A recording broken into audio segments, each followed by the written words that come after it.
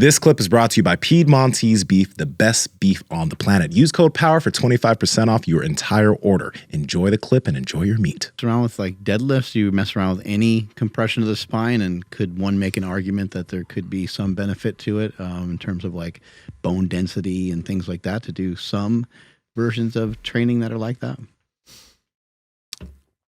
The fun thing about, the scientific studies that say deadlifting is great for bone density is the funding. Who wants that study to say that it's the best option for building bone density? Walking, jogging, and running, or climbing stairs, probably equally efficacious. Because you're putting in more reps. Mm-hmm. It's an endurance-based activity instead of a strength-based activity. But those steps count for something. So to get back to your question, the closest thing that I have to a deadlift is a hinge. I send that butt back as far as I can, and I'm in control of the hips and the ankles, making sure that they remain synced. Because that's one of the things that, and this is, probably something hard to visualize, but that's one of the big tenets with this training with GOTA is we have to maintain sync of the hip and the ankle with locomotion, with our everyday life. But if we have a foot that's collapsed, that ankle is no longer in sync. We're no longer grabbing the ground, scooping it, and sending it away. Mm-hmm. So we've got to maintain that scoop and maintain that synchronization, hip and ankle. You'll still use weight, though, and you'll still use load, but it will just be maybe in the form of like a weight vest or maybe holding on to a plate. Exactly. But that has a degree of challenge to it that even somebody who can deadlift a lot of weight, who feels like they have a strong lower back, will find out quickly that these exercises are also very challenging for the body, for the spine.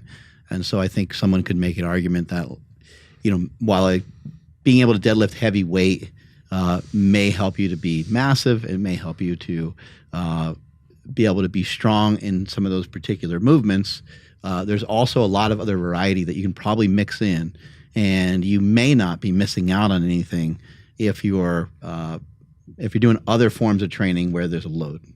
Agree. Yeah, absolutely. Any of that unilateral stuff, it's incredibly challenging, and it's gonna make sure that you are best suited to maintain that balance, or at least approach the balance.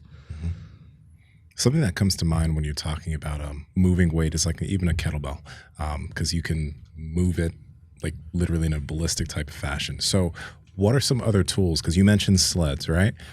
So what are some other tools that you would believe are good in terms of helping individuals still utilize some load but move weight without that spinal compression?